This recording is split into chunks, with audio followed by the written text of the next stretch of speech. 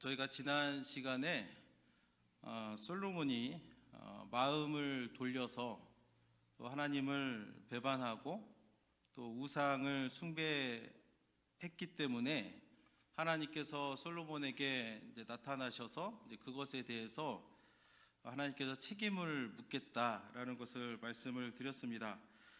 그래서 열왕기상 11장 11절 말씀에 보시면 여호와께서 솔로몬에게 말씀하시되 내가 이러한 일이 있었고 또 내가 내 언약과 내가 내게 명령한 법도를 지키지 아니하였으니 내가 반드시 이 나라를 내게서 빼앗아 내 신하에게 주리라 라고 이제 말씀을 하셨는데, 오늘 우리가 읽은 본문에서는 하나님께서 말씀하신 대로 대적자들을 세워서 솔로몬이 위기에 처하는 모습을 기록을 하고 있습니다. 그래서 우리가 이 말씀을 통해서 반드시 기억해야 될 것은 뭐냐면, 하나님은 하나님께서 하신 말씀을 반드시 이루시는 분이다라는 것들을 우리가 기억을 해야 됩니다.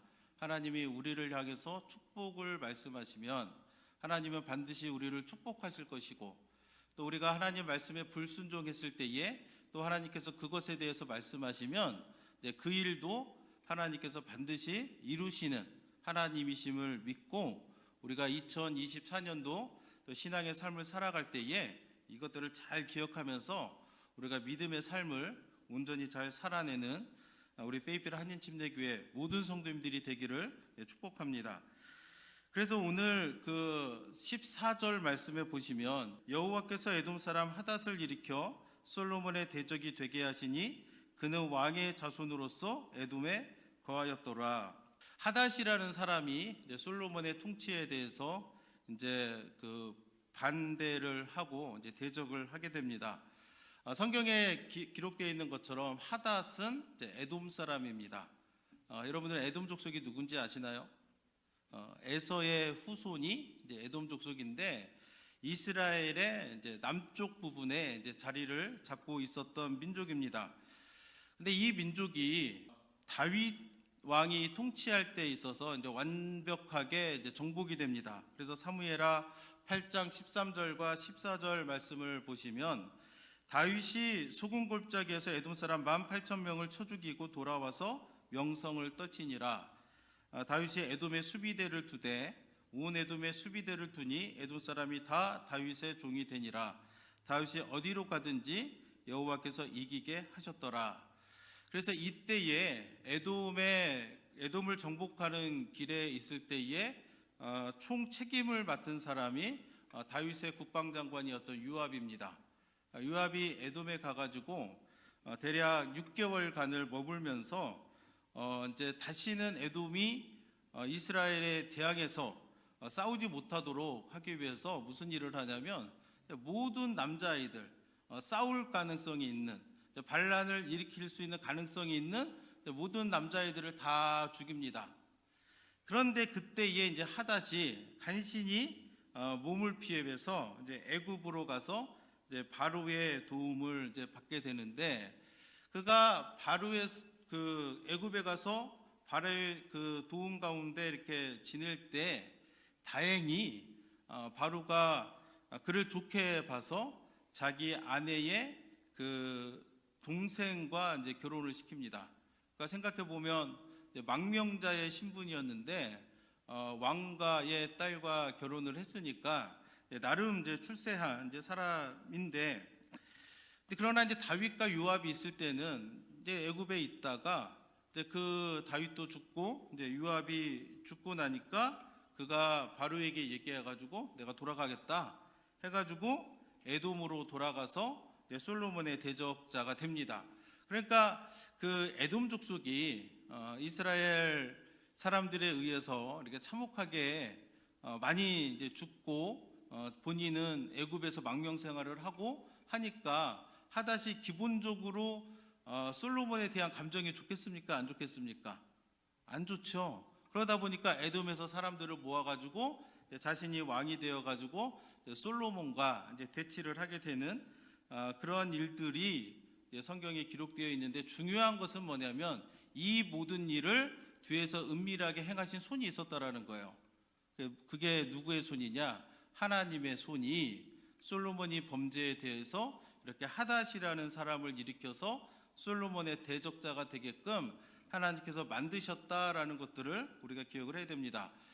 두 번째 대적자가 있는데 23절 말씀을 보시면 하나님이 또 엘리야다의 아들 르손을 일으켜 솔로몬의 대적자가 되게 하시니 그는 그의 주인 소바왕 하닷 에셀에게서 도망한 자라. 그러니까 르손이라고 하는 사람은 이제 소바 왕의 그 신하였던 사람입니다. 소바는 어디냐면 이스라엘 국도의 이제 북쪽, 오늘날로 치면은 이제 시리아 정도 이렇게 되는 곳에 이제 위치했던 이제 국가인데, 마찬가지로 다윗이 왕이 되고 또 하나님이 늘 다윗과 함께 하셨기 때문에 다윗 왕이 이제 소바를 이제 정복을 하게 됩니다. 이제 그때에 이제 르손이라는 사람도 피신을 하게 됩니다. 그랬다가 다윗이 죽은 후에 솔로몬이 통치를 하는데, 솔로몬이 겉은 매우 화려하고 그랬지만은 그 시대를 살아가는 백성들은 굉장히 힘들었거든요. 그래서 우리가 이제 나중에 12장에서도 보면 알겠지만 세금도 많이 거뒀고 또 그 봉사 같은 대규모 그 토목 봉사를 많이 진행을 했기 때문에 백성들이 뭐 걸핏하면 이렇게 불려 나와서 일을 해야 되는, 그러니까 중한 노역에 시달리다 보니까 이게 불만이 많았습니다. 그러다 보니까 원래 그곳에 있던 사람들을, 이렇게 불만 있던 사람들을 모아서 르손은 무엇을 하느냐, 그곳에서 다메섹 그 지역을, 그러니까 오늘날로 얘기하면 시리아 그 지역인데, 다메섹 지역을 이제 차지한 다음에 스스로가 이제 왕이 되어서, 그러니까 이 역시도 솔로몬의 불만이 많은 사람이죠.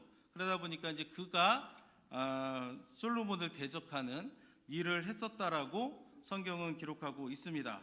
그리고 이제 세 번째 대적자가 있는데, 사실은 하닷이나 르손은 외부의 세력이죠. 그리고 북으로, 남으로 이스라엘을 어렵게 했었는데, 지금 이제 오늘 우리가 본문에서 읽은 여로보암은 외부의 적이 아니라 이제 내부에서 이제 문제를 일으키는 사람이 됩니다. 그래서 26절에 보시면은 솔로몬의 신하 느밧의 아들 여로보암이 또한 손을 들어 왕을 대적하였으니 그는 에브라임 족속인 스레다 사람이요 그의 어머니의 이름은 수르하니 과부더라라고 이제 기록을 하고 있습니다. 하닷은 에돔 사람이고, 그리고 르손은 다메섹 사람이었는데, 지금 여로보암은 에브라임 사람이라는 것을 이제 성경은 기록하고 있습니다. 그래서 이스라엘의 12지파 중에서 이제 가장 세력이 큰 두 지파가 있는데, 하나가 유다 지파고 또 다른 하나가 이제 에브라임 지파입니다. 그러니까 지금 그 여로보암은 출신 가문이 굉장히 좋은 백그라운드를 이제 가지고 있다라는 것들을 알 수 있습니다. 그런데 아버지의 이름은 느밧인데, 보통 구약 성경에서 어머니의 이름은 잘 언급을 하지 않습니다. 그렇죠? 그래서 여러분도 혹시 사울 왕의 어머니 이름이 누군지 아시나요?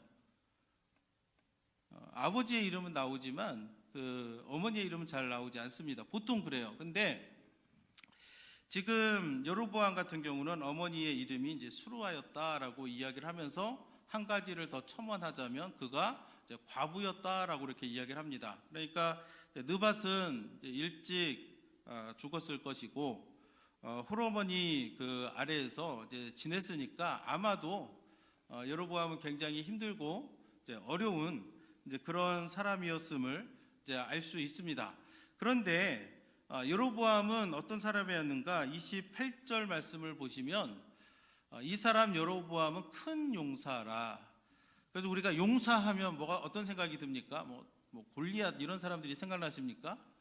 근데 여기에서 말하는 용사는 단순히 뭐 싸움만 잘하는 뭐 힘세고 덩치 크고 이제 이런 의미라기보다는 굉장히 유능한 사람을 의미를 하는 겁니다. 그래서 그의 그 일이 뭐였냐? 공사장에서 감독관이었잖아요. 그러니까 이제 공사를 하고 관리하고 감독하는 데 있어서 굉장히 그 능력을 이제 인정을 받았습니다. 누구한테 인정받느냐? 솔로몬에 의해서 이제 인정을 받아가지고 밀로의 그 성을 쌓고 다윗 성읍을 쌓는 데에 이제 그가 감독이 되어서 일을 하게끔 이제 그렇게 이제 시켰습니다. 그런데 지도를 한번 보시면 이제 지금 이때에 솔로몬이 당하고 있는 어려움이 어떠냐? 남으로는 에돔입니다. 이스라엘 그 영토에서 가장 아래쪽에 이제 에돔이 있는데 이곳에서는 하닷이 왕이 돼서 이제 솔로몬을 이제 대적을 했다라고 성경 기록되어 있고, 그 르소는 어디냐? 여기 제가 동그라미 위쪽에 보시면은 이제 다메섹이 나와 있고 이제 그 지역이 이제 시리아로 나와 있는데, 그곳에서 자신이 왕이 되어 가지고 솔로몬을 대적했고, 그러니까 국가적으로 남으로 그리고 북으로 이렇게 이제 대적자들에 의해서 이제 어려움을 겪는 있는 상황이 나와 있고, 여로보암은 이제 내부에서 이스라엘의 내부에서 이제 솔로몬을 대적하는. 근데 사실은 외부의 그런 대적자들보다 실상은 내부에 있는 여로보암으로 인한 일들이 훨씬 더 위험한 문제를 안고 있었다라는 것을 이제 기억을 해야 됩니다. 그런데 지금 여로보암은 이때까지만 해도 굉장히 근면하고 성실하고 이제 부지런한 사람이었고, 또 그러다 보니까 솔로몬의 눈에 띄어서 감독관으로 그 일을 하게 되는데, 사실은 요셉 가문이 그 성읍을 건축하는 일을 하게 됐습니다. 아까도 얘기했지만 밀로에 있는 성읍이나 다윗성은 어느 지파에 속한 성읍이냐면 유다 지파에 속한 그 성읍입니다. 근데 요셉 족속은 어디냐? 그 므낫세 지파하고 에브라임 지파입니다. 그러니까 왜냐하면 요셉이 낳은 아들 그 두 아들이 에브라임 지파와 므낫세 지파를 이루기 때문에. 그럼 생각을 해보시면 유다 지파에 속한 그 성읍에 공사를 하는데 누가 해야 이게 옳겠습니까?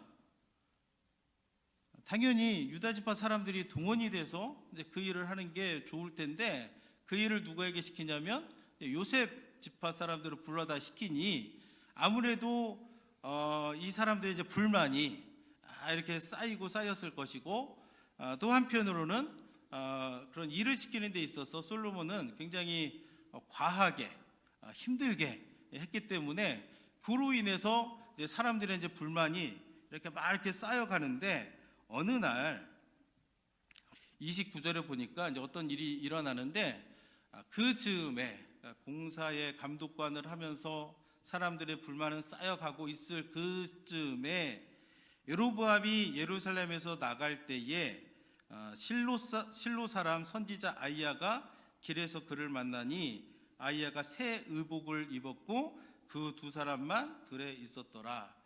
아이야는 나단 선지자의 뒤를 이어서 선지자의 역할을 매우 충실하게, 르호보암 솔로몬 다음에 르호보암 왕 때까지 또 하나님의 그 주신 하나님의 말씀을 백성들에게 전하고 가르치는 일에 굉장히 헌신했던 그런 이제 충실한 선지자인데, 이 사람이 이제 그 실로 사람이라고 나와 있습니다. 이제 실로는 원래 성막이 있었던 자리였었고, 그 하나님의 언약궤가 다윗에 의해서 예루살렘으로 옮겨지기 전까지는 모든 이스라엘 사람들이 실로에서 하나님을 예배했었던, 그러니까 종교적으로 굉장히 중요한 그 지역이면서 또한 에브라임 그 지파 내에 속해 있었던 사람인데, 그 아이야라는 선지자가 새 의복을 입고,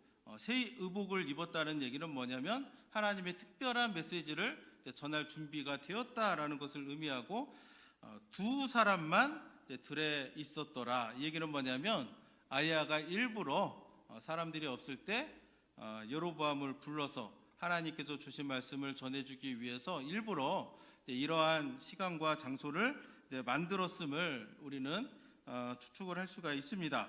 그리고 나서 30절부터 32절 말씀에 보시면 아이야가 자기가 입은 새 옷을 잡아 12조각으로 찢고, 갑자기 의복을 막 찢습니다. 근데 그 조각이 몇 조각이에요? 12조각입니다. 이게 무엇을 의미하겠습니까? 이스라엘의 12지파를 의미합니다. 그리고 30절에 이렇게 얘기합니다. 여로보암에게 이르되 너는 10조각을 가지라. 이스라엘 하나님 여호와의 말씀이 내가 이 나라를 솔로몬의 손에서 찢어 빼앗아 10지파를 내게 주고 오직 내 종 다윗을 위하여 이스라엘 모든 지파 중에서 택한 성읍 예루살렘을 위하여 한 지파를 솔로몬에게 주리니라고 성경은 이야기를 하고 있습니다. 12지파 중에서 10지파를 내게 주겠다. 굉장히 충격적인 말씀이 아닐 수가 없습니다. 나라를 둘로 나누면 적어도 6대6 정도 나뉘어야 우리 생각으로는 이게 공평할 것 같은 생각이 드는데 하나님이 이렇게 10지파를 솔로몬에게서 빼앗아서 여로보암에게 주기로 이렇게 작정하신 그 이유는 얼마만큼 솔로몬이 하나님을 배반하고 우상 숭배로 마음을 빼앗긴 것에 대해서 하나님이 얼마만큼 진노하고 계시는가라고 하는 것들을 우리가 이제 엿볼 수가 있습니다.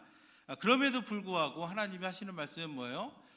다윗을 위하여 한 지파를 남겨두겠다라고, 그러니까 끝까지 하나님을 향해서 신실함을 지켰던 그 다윗을 하나님은 잊지 아니하시고 기억하시고 다윗과 맺었던 그 언약을 비록 솔로몬이 범죄했을지라도, 그래서 그 징벌 가운데 있을지라도 하나님이 다윗과 맺으셨던 그 약속을 잊지 않고 지키시는 그 하나님의 모습을 우리가 이제 보게 됩니다. 그러면 하나님께서 이렇게 말씀을 하시면서 그 이유를 설명을 합니다. 33절에 보시면 이는 그들이 나를 버리고, 우리가 생각할 때는 솔로몬이 우상을 숭배해서 벌을 받는 것처럼 생각이 되지만 하나님은 분명하게 뭐라고 하냐면 그들이 나를 버렸다는 거예요. 그럼 무슨 말입니까? 그들이 나를 버렸다. 솔로몬뿐만 아니라 이스라엘의 백성들도 하나님을 떠나서 솔로몬과 같이 우상을 숭배하는 일에 동참했다라는 거예요. 솔로몬만 그 아내들을 많이 맞아서 혼자서 우상 숭배한 게 아니라 솔로몬과 함께 이스라엘 백성들도 하나님을 버리고 우상에게 앞에 나아가서 함께 우상을 숭배하는 일에 동참을 했다라는 겁니다. 그러니까 시돈 사람이 여신 아스다롯과 모압의 신 그모스와 암몬 자손의 신 밀곰을 경배하며 그의 아버지 다윗이 행한 같지 아니하며 내 길로 행하지 아니하며 나보기에 정직한 일과 내 법도와 내 율례를 행하지 아니함이니라. 그래서 여기에서 우리가 그 깨닫게 되는 놀라운 소식은 뭐냐면 하나님은 다 보고 계시다는 겁니다. 내 마음이 어디에 향해 있는지. 예루살렘에 성전이 있었습니다. 그러니까 아마 그 사람들은 예배도 드렸을 거예요. 주일이 되면 성전에 가서 정말 제사도 드리지만 다른 날에는 뭐예요? 내가 하나님 말씀 묵상하고 그 말씀에 순종하고 하나님께서 말씀하신 법도와 율례를 지켜 행하기보다는 다른 날에는 아스다롯에 가서 경배하고, 또 어떤 날에는 그모스 앞에 가서 절하고, 또 어떤 날에는 밀곰 앞에 가서 절하는, 이처럼 소위 말하는 그 양다리를 걸쳤다. 온전히 하나님만을 바라보는 것이 하나님의 원하시는 바인데, 이스라엘 백성들은 하나님 앞에 나와서 제사는 드리기는 했지만 오직 여호와만 예배하라는 말씀을 저버리고 아스라도를 섬기고 바알을 섬기고 그모스를 섬기고 밀곰을 섬기는 그러한 일을 했는데 하나님이 그것들을 다 보시고 다 카운트를 해두셨다는 거예요. 마찬가지로 오늘날 하나님은 우리의 마음을 다 보고 계세요. 믿으십니까? 다 보고 계실 뿐만 아니라 다 카운트를 하고 있다는 거예요.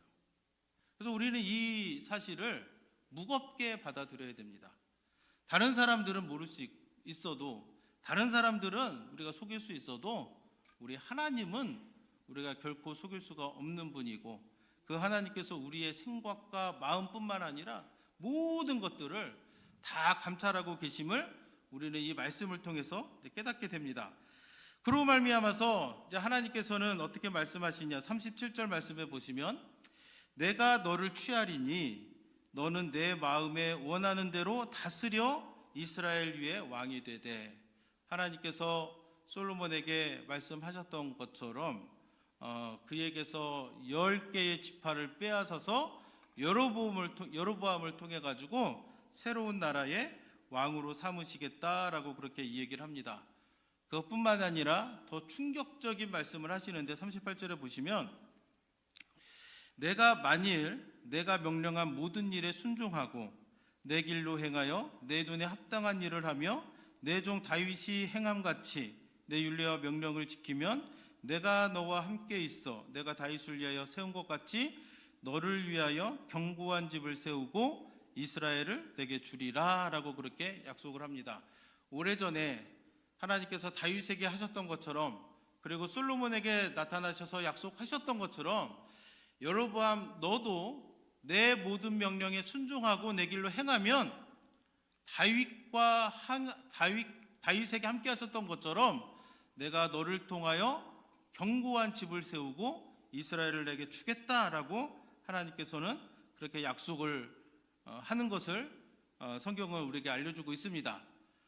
그랬더니 여러분들이 생각을 해보시면 여로보암이 그 하는 일이 어떻게 되었겠습니까? 아마도 하는 일마다 하나님의 손이 함께 했을 거라고 생각을 합니다. 그러다 보니까 어떤 생각이 나냐면 예전에 다윗이 사울왕의 그 미움을 받잖아요. 자신이 잘못한 게 없어도 하는 일마다 잘 되니까 사울왕이 막 미워해가지고 막 죽이려고 했던 것처럼 40절 말씀해 보니까 이러므로 솔로몬이 여로보암을 죽이려 하매 여로보암이 일어나 애굽으로 도망하여 애굽 왕 시삭에게 이르러 솔로몬이 죽기까지 애굽에 있으니라. 아까 분명히 아이야 선지자가 하나님이 전해준 말씀을 가르쳐 줄 때 들에 둘만 있었거든요. 그럼 여로보암이 솔로몬에게 가서 내가 이런 하나님의 말씀을 들었습니다라고 말했을까요? 아니죠. 그럼 반대로 아이야든 솔로몬에게 가서 내가 하나님으로부터 이런 말씀을 받았습니다라고 말했겠습니까? 아니죠. 아마도 아이야도 말하지 않았을 것이고 여로보암도 말하지 않았을 텐데 딱 보면 여로보암에게 하나님이 함께 하시는 것이 보이잖아요. 그러다 보니까 과거에 사울이 다윗을 그랬던 것처럼 솔로몬도 여로보암을 막 죽이려고 합니다. 그랬더니 어쩔 수 없이 여로보암이 어디로 갑니까? 애굽으로 도망해요. 그래서 그 당시에 애굽 왕 시삭에게 이르러 솔로몬이 죽기까지 애굽에 있으니라.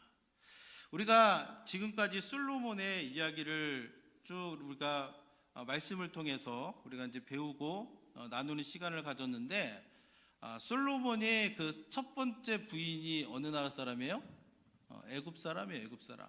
3장 1절에 보면 바로의 딸 애굽을 아내로 맞아서 그를 위해서 막 이렇게 궁도 지어주고 이것은 뭐냐면 솔로몬이 그 나라를 통치할 때에 하나님만 바라보지 않았다는 거죠.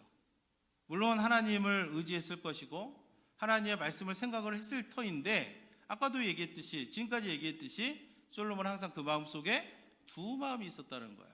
그러다 보니까 항상 애굽을 의지했는데 그 결과가 뭐예요? 정말 이런 대적자들이 누구를 통해서 키워집니까? 애굽을 통해서 키워지더라. 하닷도 에돔을 피해서 어디로 갑니까? 애굽으로 가고 이제 그곳에서 힘을 얻어서 에돔으로 돌아와서 솔로몬을 대적을 하고 지금 여로보암 같은 경우도 같습니다. 그래서 애굽 왕 시삭은 우리가 생각할 때는 이 장인 아닌가라고 하지만 이때는 왕조가 바뀐 거예요. 그러다 보니까 지금의 이제 애굽은 이스라엘에 대해서 호의적이가 않은 겁니다. 그러다 보니까 실제로 굉장히 예루살렘에 있어서 안 좋은 일들을 이제 많이 하게 되는데 그토록 애굽을 의지했는데 돌아오는 것은 뭐냐면 그런 애굽이 예루살렘과 솔로몬을 지켜주지 못한다라는 것들을 이제 분명하게 이제 가르쳐주고 있습니다. 이제 그리고 나서 41절부터 43절에서는 솔로몬이 40년을 통치를 하다가 결국에는 그의 조상들에게로 돌아가고 그의 아들 르호보암이 대신 이제 왕이 되었다라고 기록하면서 41장의 말씀이 끊어지게 되는데 오늘의 이 말씀을 통해서 그러면 우리는 어떤 교훈을 받을 수 있을까? 정말 이 말씀을 통해서 오늘날 또 이 시대를 살아가는 우리들에게는 하나님께서 주시는 교훈이 무엇일까? 그 교훈을 나누기를 원하는데 첫 번째는 뭐냐면 우리가 정말 의지해야 될 분, 우리가 정말로 우리가 그 항상 바라보고 우리가 그 믿음으로 이렇게 나아가야 될 그 대상이 누구냐? 세상이 아니라는 겁니다.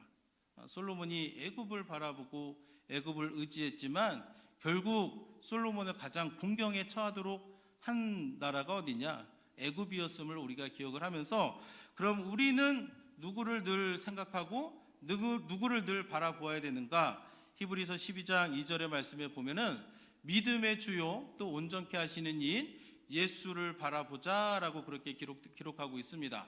여러분들도 정말 여러분들이 이 믿음의 삶을 살아가는 데 있어서 정말 다른 데 바라보지 마시고 믿음의 주요 또 온전케 하시는 이인 예수를 바라보시기를 축복합니다. 우리의 시선이 항상 그곳에 머물러 있어야 됩니다. 그럼 우리가 생각할 때는 그러면 뭐 좋을 때야 내가 이렇게 할 수 있겠는데 정말 내 삶이 힘들고 고통스럽고 어려울 때는 어떻게 해야 됩니까? 라고 묻는 분들이 계실 수도 있을 겁니다. 그런데 우리가 기억해야 될 것은 뭐냐면 이 히브리서를 받는 사람들은 어떤 사람들일까요? 막 형편이 좋고 막 안전하고 이런 사람들이겠습니까? 아니라는 거예요.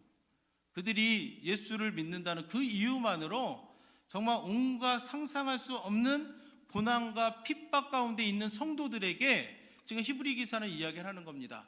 그렇게 극심한 고난이 있을지라도 우리 믿음의 조상들을 늘 생각하고 바라보면서 끝까지 우리의 믿음을 지키기 위해서 우리가 할 일은 뭐예요? 인내하면서 믿음의 주요 또 온전케 하시는 이인 예수를 바라보자.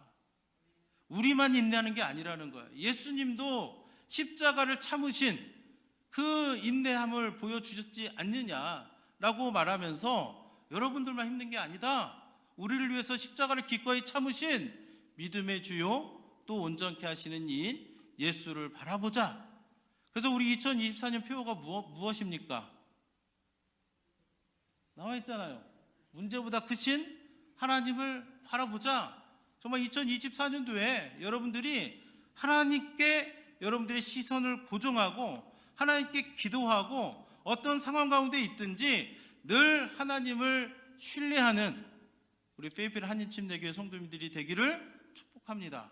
우리는 그렇게 살아야 되는 거예요. 두 번째는 우리가 해야 될 일이 뭐냐? 우리가 끝까지 하나님 앞에 충성된 삶을 살아야 된다라는 겁니다.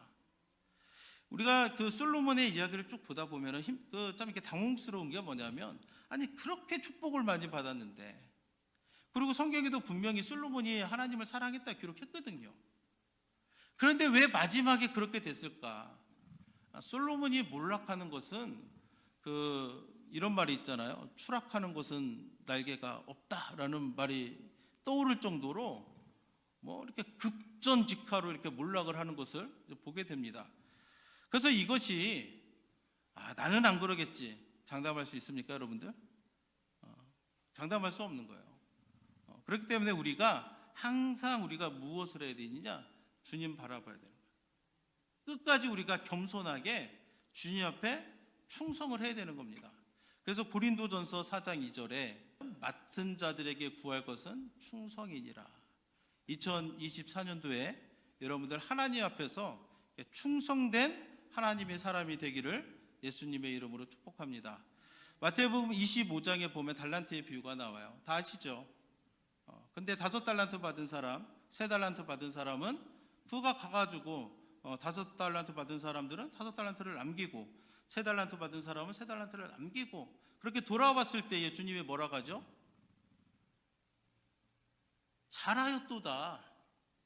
착하고 충성된 종아, 네가 적은 일에 충성하였으니 내가 많은 것을 내게 맡기리니 내 주인의 즐거움에 참여할 것이다 라고 이렇게 얘기합니다.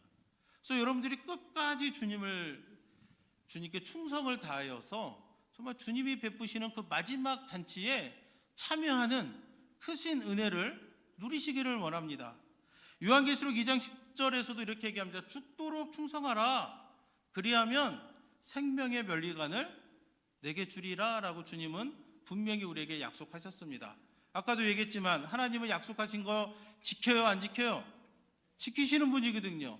내가 비록 힘들고 어렵고 이 땅 가운데 손해 좀 보고 억울한 일을 당할지라도 내가 끝까지 믿음을 지키고 주님 앞에서 충성되게 행하면 어떻게 된다고요?